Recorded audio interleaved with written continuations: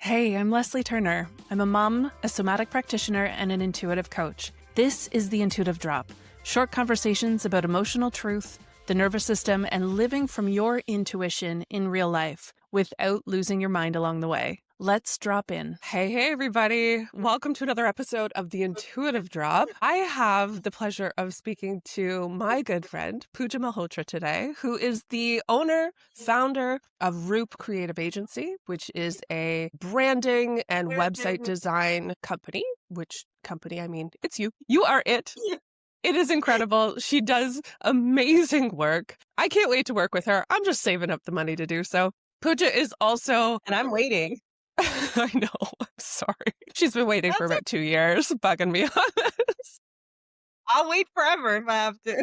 Amazing. So she is also one of the 4 girls in my group chat with Britt Holmes, Leslie Robertson, myself, and her. And so we get to have fun, talk almost every day, and really support one another as far as business, life, motherhood, marriage kind of goes. I'm so happy to have Puja here today, and I'm so glad that she's a friend of mine. Yeah. So thank you, P, for being here. Thank I you love for that having you're me. here. Thank you. Thank you for having me. I'm excited. You're welcome. Yeah. I love the work that you do. Truly. Who do you work with right now with Roop Creative Agency? Who's your kind of ideal person? I think so. This is always a hard question for me to answer because I'm not industry specific when it comes to Okay. niching down. I actually don't love that term. But what I do love is working with female entrepreneurs, women entrepreneurs who are just breaking boundaries, tearing that glass ceiling. Like they know what they want, they know how to get there. And it's just a matter of bringing, sometimes even showing them the version of themselves that they need to see that's maybe 20 years forward. Yes. And bringing that version to their present. I think that is my favorite part of my job. And so working with a lot of women entrepreneurs who just, they're ambitious, they're straightforward, they know what they want. And it's just a matter of figuring out how to get them on the right path to get to their goals. So you are basically fast tracking expansion. I try.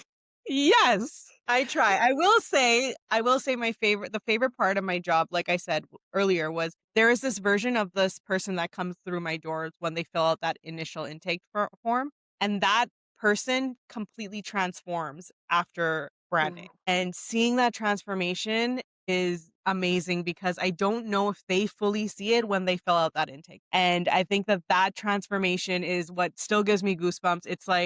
It's a different version of payment that gives me gratitude and makes me realize that this is what I came on earth to do.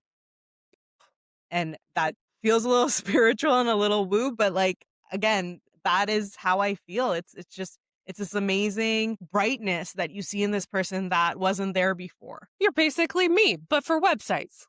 This is amazing. Yeah, for your business. For your business, I can amplify that. Yeah. I know. It's all about peeling back the layers for both of us, right? Absolutely. I love that. So that's kind of, you said in your intake form that you're woo adjacent. What does that mean? Yes. For me, okay, so I think growing up South Asian, you are spiritual very much. Even if you're not religious, you become spiritual because you're constantly, and my parents are Hindus. And so you're constantly surrounded by this magic of spiritual living and Ayurveda and yoga and all these practices that are ancient put into kind of practice in your daily life that you don't even realize sometimes. I started studying Ayurveda and realized, oh my God, there's so many things that my grandmother made us do that was Ayurvedic based, but she would just be like, that's how you do it. When you're sick, this is what you need to do. And we never really questioned it. And so I think for me, being woo adjacent is I have had, maybe it's the trauma in life where I kind of separate myself from spirituality. And I'm kind of well, if I'm supposed to be, spiritual, then why is this happening to me kind of thing? And those questions arise, I think, anytime. But what I mean by woo adjacent, I think, is I still very much believe in the science of things, but I still very much believe in the spiritual side of things. And I think for me, that's why I've always connected a lot with Ayurveda, because Ayurveda is it's scientific based, wellness. But what a lot of people forget in that, and especially in yoga practices, is that that's science based on the times, right?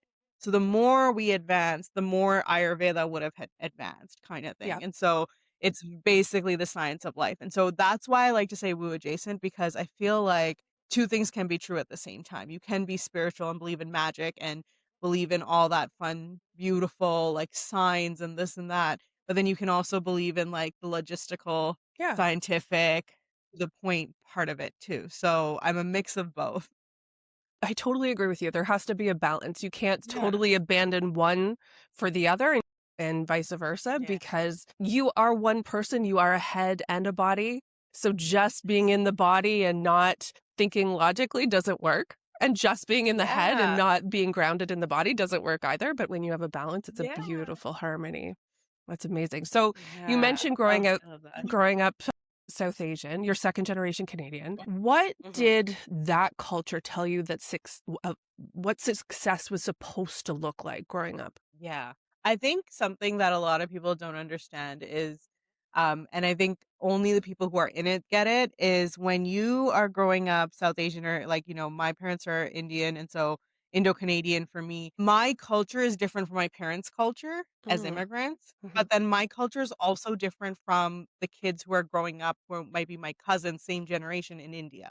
And so there Right. is this like underlining idea of what immigrant children, especially in the South Asian kind of atmosphere, what success looks like and what you take on. And for me, it was very much like we don't say no to opportunity. We Mm, continuously push, just keep going. And so, I remember there was a time where my grandmother had passed away, and my mom's like, "Oh, well, you have that really big meeting, so go there and then come back home, and then we'll start the process of the rituals." And I went, and I broke down in tears while I was there, because this woman had lived with me my whole life.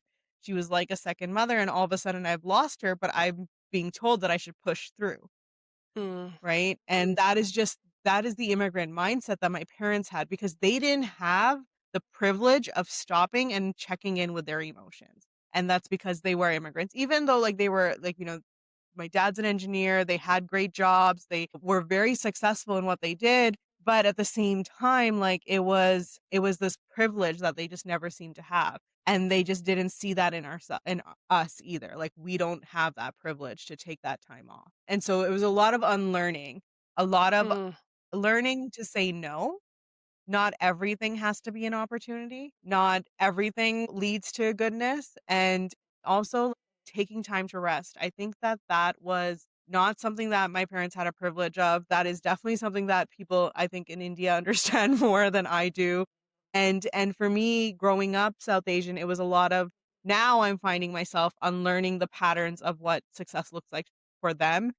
And what that's done is made me feel more successful in my life today. Okay, so when did you start kind of second guessing or thinking Yeah. this isn't quite what I want to do? Like how long ago was that? I think I started questioning it probably in my mid-20s. Mm, Mid-20s, late 20s, I wanna say then. And the reason why was because, again, like, I was facing these certain traumatic mm, moments in life where I was just like, "Well, why does so and so have the privilege to stop? Or why does so and so have the privilege to say no to a project that might be with, like, not my ideal client?" And I think that also starting a business in my late 20s, that was where, the spark kind of like lit up completely. So I started mm. questioning it probably my mid 20s. I started my business 10 years ago today. So it was like 27, 28 when I started it. I'm sorry, 10 And years ago today? sorry, 10 years ago this year. Sorry. Oh, I Because was that like, would have been holy crazy, smokes. right? That's amazing. No, sorry, I misspoke. That's okay. But like 10 years ago, what I was doing is I was taking on every project. And my mom would, go to her friend groups, and there would be like somebody being like, "Oh, your daughter's a graphic designer. Mm, Why doesn't she just do this for me?" And it almost became this point where I was volunteering as somebody with, at that time, I had 10 years experience in the industry, and I did not need to volunteer to build my portfolio.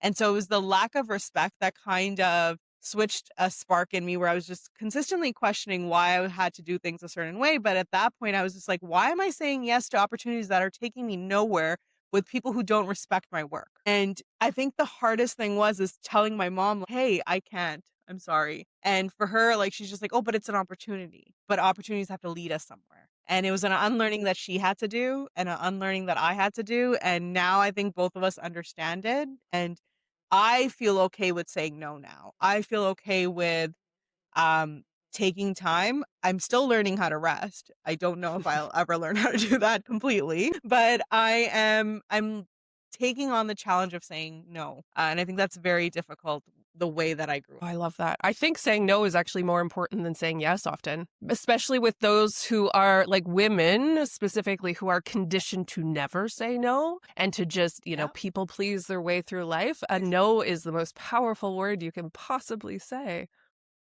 It's And it's a incredible. full sentence. Absolutely. Absolutely. In this day and age, we shouldn't even have to say that, but yeah. Yeah. No, I heard that I think a few years ago and I was just like, that is so true. No is a full sentence. I don't need to explain myself. Yep.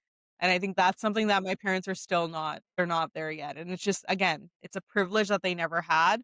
Yeah. And so they're seeing these privileges that we have now. Even with me starting a business, I know my dad's an entrepreneur. And he has been for like, I don't want to, 40 years. But the minute I wanted to go into entrepreneurship, he questioned it. And it was almost like my father, being a South Asian father, an Indian dad, never forced me to become like, their typical stereotype of doctor, engineer, Mm. lawyer. He was very much do what you want to do what makes you happy. And he was fine with me becoming a graphic designer. He was ecstatic when I got my first corporate job. But the minute I told him I wanted to start my own business, he froze. He was just like, "Nope, not a good idea. You'll never have vacations. You'll never do this." And it was almost an unlearning that I had to teach him where I'm going to run my business differently than what a mom and pop shop would have had to, a brick and mortar would have had to. Like for Yeah. me, it's different. Yeah. I love that you get Yeah. to show them that. You get to teach them Yes. that doing it differently and slowing down and running your Yeah. business can actually be extremely fulfilling and powerful and freedom filled when maybe they didn't Yeah. have that framework prior to you. Yeah. And Huge. one thing my parents always did was they always picked us up from school. They were always Mm-hmm. there at 3 o'clock and we had tea time when we came back Oh. from school. And for them, it just felt like what their routine was. I don't Mm-hmm. think they realized how much that meant to us growing up. And one thing that I am three sisters, one of three sisters. And so one thing that all of us have said is like that tea time was so important. And I am really privileged to have that luxury to be able to do that with my son. Hmm. So now they're kind of switching gears on what luxury actually looks like too. I want to talk about intuition because Yeah. obviously this is the intuitive drop. Yeah. What does intuition actually look like or mean to you right now? I think especially right now, it's a full body yes or no. I feel like my body knows before my mind does. And for me, that's been a lot of like, I kind of in my late 20s started listening to my inner child and the 6-year-old version of me that was probably a little too bold for being 6. And I feel like, again, this is part of growing up South Asian and growing up female South Asian is although my parents were very much advocates for us to be able to do whatever we wanted, um, this community around us maybe didn't see it that way, Mm. right? And there is like an old Punjabi saying, which I will translate, and it doesn't sound as beautiful as it is in Punjabi, but like it's like when my sisters were getting married, there was a song that was sung where it was like, our parents raised us no different than boys. Mm. And I think that there is like this strong patriarchy that, kind of came through with colonization in India that has been seeped through, and especially part of the culture that I grew up in being South Asian. It's changing drastically now. Mhm. But there was this almost like my mom broke down in tears when she heard that because they really truly never saw us any different, but society did. Yeah. Society was constantly like, why don't you have a son? You guys need to have a brother. And I think that version of me, because I heard those things so young, I wanted to fight that. And that version of me almost became this like killer fighter, like, nope, I'm going to prove you all wrong. And I might have been a little outspoken at that time. Mhm. And, but like the thing is like my parents were very much action driven people. And so they're always just like, hey, don't say it, just do it. And now in my late 30s, I'm like, you know what? I'm going to do it and I'm going to say it. And so I'm kind of living this like parallel of like, yes, I'm going to take the advice from my parents and I'm going to follow that. But I'm also going to follow this intuition that is led by this 6-year-old version of me that was told to be quiet. I'm tired of being quiet. Oh, I love that. Right. So you're stepping into your era of bold action. What does that show up like in your life right now? I think for me, it's just being unapologetically myself. There's so many aspects of me that I've like, hidden before. And over the last few years, I've peeled back layers. Like when I started my business, I very much wanted to blend in. Even in my corporate world, I really wanted to blend in. High school, university, it was all about not getting noticed. But, now I'm at the point in my life where I'm like, I want to share my South Asian roots. I want to share all the different versions of me because I feel like for a long time, I lived like, there was the version of me that's South Asian that does all the cultural stuff. And then there was the version of me that shows up in my Canadian culture. And these two people can never mesh into one. And Oh. so over the last few years, I've been trying to blend the two versions of me into one. And I think right now for me, like, I just want to be unbound and radiant and I want to just show up unapologetically, all aspects of me, even like things that I've hidden. Like I love the color pink. I want to show up in more pink. I love like, like all these things that I was told like, strong women don't do this and all these narratives, I want to shut them all down and just start living the best version of myself to make myself happy. Yeah. And I think prioritizing my own happiness has been non-existent until now. I think you're evolving into kind of this true, full, authentic version of you. And I mean, I've seen it in the last 2 years, this like Yeah. claiming who you are. And it's beautiful to see because Thank you. we need more of that. We need people to show up unapologetically and to let whatever wacky thing about them that they've kind of hidden, the things that you But maybe it's like, shied away from. And yeah, we like, need I it. mean, We I need it. share the example of color pink because I feel like that was a big thing for me where it's like, I grew up and I wanted pink everything. Like, as a Mm. child, everything I wanted pink. And as I grew up, I was told that strong women don't like pink. Pink Oh, is feminine. And feminine is almost like this negative connotation to it. Whereas like now I'm in this era of myself where I'm like, I'm gonna embrace everything feminine and I love pink. If I want to paint my whole office pink, I'm still going to do that. And I'm still going to do show it. up like a boss. Yeah. Right. Yeah, absolutely. So is there anywhere, like, is there a website you've done recently that is just you're so proud of? Maybe it's your own, maybe it's a client, anybody that you are like, oh yeah, I threw my heart and soul into this one. You know what? I will say your own website is tough to do when you're a brand strategist. And like, I Yeah. feel like you're constantly evolving it. Recently, I have made a change in it where I'm actually starting to take people on a journey where it's like, if you're ready to scale, click here. These are the services for you. If Hmm. you're just getting started, click here. And then if you just kind of want a consultation, click here. And so I like the idea of taking people on a journey in my clients' websites. And I wasn't doing that on my own. So it's actually funny because I Oh, spent the last 2 weeks just like tearing mine apart and rebuilding it to have that piece of the journey in it. But I would say is like there is one website, the minute that you said that and we mentioned her earlier is Britt Holmes. yes. Merit Media's website, and I highly recommend you go check it out. It's not for everybody. But what I will say is she has a very dry service. And what I mean is like it's very technical, right? But that's not her personality. And the one thing with Brit is she gave me full trust to the point where she was just like, you figure it out. It's your Mhm. problem. I want these colors and I want it to be super colorful and super fun. And that was the only direction I was given. And I think when you are given complete creative freedom, it almost becomes a challenge. And I have to put my best foot forward now. And so when creating her website, I actually ended up blocking off time because I needed to like sit with it and figure out who she was and how she wanted to show up.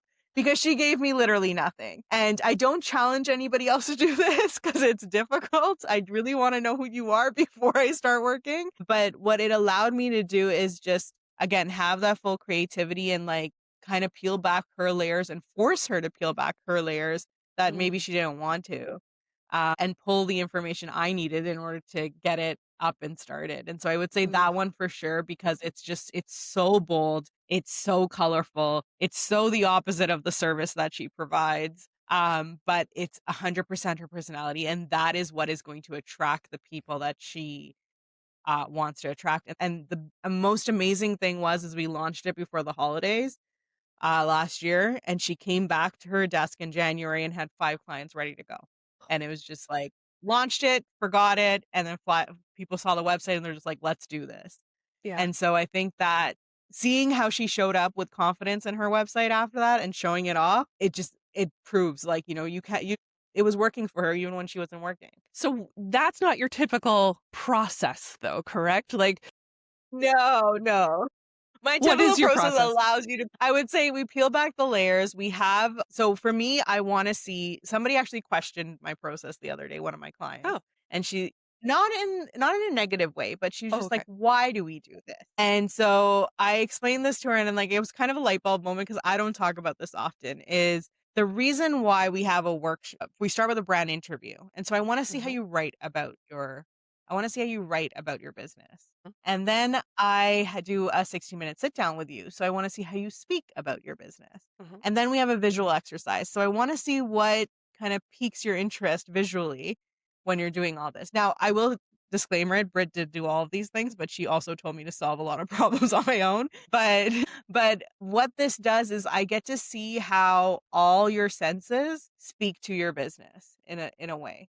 And sometimes there are things that you will write that you won't say. There are things that you will show visually that you won't have the words for, and vice versa. And so these exercises allow us to then start the design process. So I'm really trying to dive really deep into like your soul in a way, because I want to pull the website and the branding that's timeless. Something I'm very proud of is, I would say probably 90% of the people we work with don't come back for a rebrand after they've gone through the process.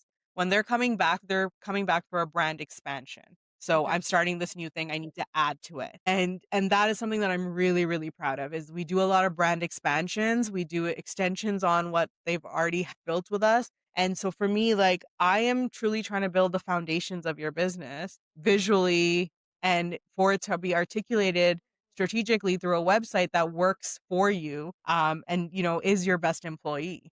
So you are part therapist, part Yeah. puzzle put together, like, and you're seeing someone from kind of every angle so that you can create a brand that's uniquely theirs. Jesus, I think every small business needs you. I feel like that's what makes it timeless, right? I agree. Yeah. Yeah. This has been awesome. I love you so much. I usually ask if there's like a story or a time where you didn't maybe listen to your intuition and you kind of wish you did. But do you have anything like so that to many. kind of end on? So many. Anytime I've been in a bad situation in life, it's because I haven't listened to my intuition. Like, I don't know, where do we want to start? Like, bad friendships, toxic ex-boyfriends, toxic workplaces. Like, I've experienced it all. And I think that one thing that was all in common is like, it was a full body no. But I chose to listen to opportunity, brain, like, this makes sense. I should move forward here. But literally everything inside of me was shutting down. I was not, Wow. I lost my spark in those moments. And I would say it's common in like toxic friendship. I had a very toxic ex, and I've experienced very toxic work environment. And I think with the work environment, I almost, in that last like, it wasn't my last corporate job, it was in between, but that really broke me down and broke me to a point where it was almost this like rise of Phoenix sort of moment after I got out of it. I didn't know how low I was. And it was actually my dad who saw it. And he picked me up from work one day and took me straight to the doctor's office. I couldn't get the words out of my mouth about why I was there. And I remember my doctor, who had known me since birth, basically told me I can't go back to work. Like, there's no possibility of this being good for me. And so medically, I was told no. And the fact that all these people around me saw it, and in my head, I thought I was still fine. Mhm. But like, there was something in me that my own dad, my mom, everyone was just like, something's wrong. And I didn't even realize how wrong it was until I stepped away from it. And I Mhm. think that it's really important for us, especially as women, to listen to that gut, listen to that intuition, follow that. And if there is any inkling of like this not being right, stop. Just stop and check in with yourself. I agree. I mean, I love that you have a supportive team around you that can call you out on it and be Yeah. like, yo, this isn't good. But Yeah. when we learn what our own personal full body yes and full body no are, which you know me, I Yeah. love talking about and I love teaching. Everything shifts because you don't go to that event or take that opportunity or say yes to that No. conversation if it's not fully aligned. And it may not be that that person's not meant to be in your life. It's just the timing isn't right or Yes. and so your body's going to know that before your brain Yeah. actually chimes in. Yeah. And I think we're just taught not to listen to our heart. Of course we're not. Because at some point, it wasn't, not only was it not kind of accepted when we were growing up, Yeah. for a lot of us anyway, but our Yeah. intuition maybe overrid somebody else's rules or expectations of us. And we always then defaulted to the adults. So Yeah. all of this unlearning, it's what makes us on the path of growth and expansion and self-awareness. It's beautiful, but it's not easy. I just want to say thank you. Thank you so much for this conversation. Thank you for teaching me about your culture and what you do. And I love just learning about humans in general. Thank you. Is there anything that you want to promote or talk about to end the Yeah. call? I mean, if any of the services feel inclined, I'm always just like, they're always there for everybody. But what I will say is I've recently started a podcast Yay! with my good friend who we've talked about quite a bit this podcast, Britt Home. And so the two of us we just have these like really crazy conversations and we're both founders, both have like I have 18 years in my industry experience, she has 14 in hers, and we just run into so many of the same ups and downs in businesses and have these parallels in life that we just didn't realize every woman kind of has. And so we really wanted to put up together a podcast for founders, by founders, without any of the BS and kind of like straightforward. It's not always advice based. I think it's just like a lot of fun conversation that we all want to talk about, but nobody's talking about it. And so we decided to start a podcast. It's called We'll Circle Back. It's available on all podcast platforms. And yeah, we just launched April 1st. So excited to kind of like see where it takes us. That's awesome. Podcasting is Yeah. so fun. And I love that you two are doing it together Right. because it'll bring knowing the two of you, you'll bring such levity to the business world. Hopefully. Or it'll just be a guilty pleasure. That's fine too. That's totally fine. Again, Puja, thank you so much for being here. And we'll see you on the next episode of The Intuitive Drop. If something in this landed for you, I'd love to support you further, whether that's through private sessions, ongoing containers, or simply listening to another episode. Trust what feels right. All the ways to work with me are linked below. There's no pressure, just options. Thank you for being here and for doing the quiet, brave work of listening to yourself.